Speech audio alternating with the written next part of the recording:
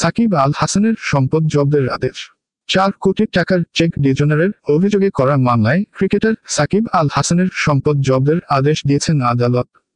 আজ সোমবার ঢাকার অতিরিক্ত মেট্রোপলিটন ম্যাজিস্ট্রেট জিয়াদুর রহমানের আদালতে আদেশ দেন। আদালতের পেশকার রিপন মিয়া এ তথ্য জানিয়েছেন।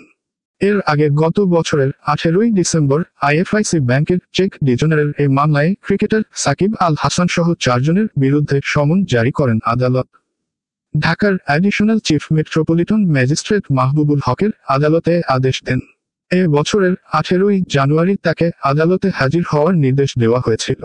সেদিন আদালতে উপস্থিত না হওয়ায় 19 জানুয়ারি সাকিব সহ আসামিদের বিরুদ্ধে গ্রেপ্তারি পরোয়ানা জারি করেন আদালত। 2024 সালের 15 ডিসেম্বর আইএফআইসি ব্যাংকের রিলেশনশিপ অফিসার শাহিবুর রহমান বাদী হয়ে আদালতে এই মামলা দায়ের করেন।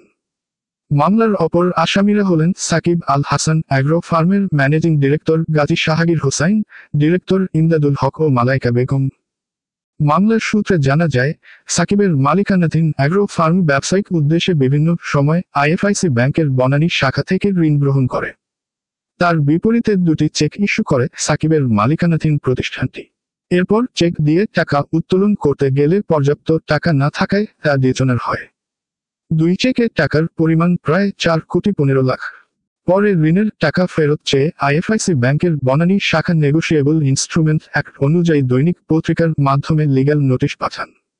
এরপর 30 দিন পার হলেও সাড়া না পেয়ে আদালতে এই মামলা করা হয়।